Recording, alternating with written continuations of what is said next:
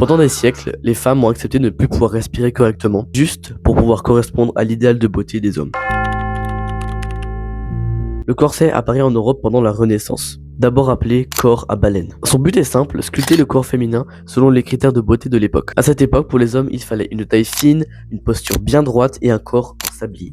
Rapidement, il devient un marqueur de classe sociale fort. Plus il est rigide, fin et travaillé, plus il montre le statut élevé de la personne qu'il porte. Mais derrière cette image raffinée, la réalité est bien plus brutale.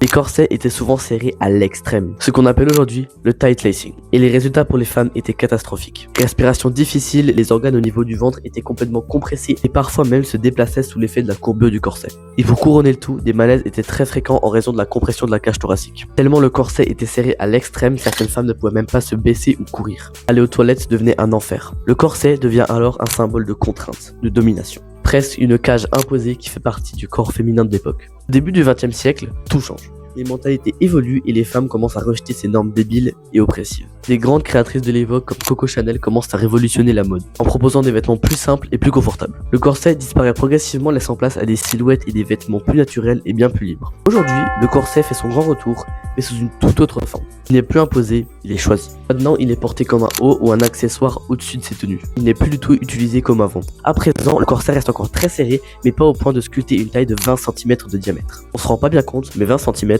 c'est ça.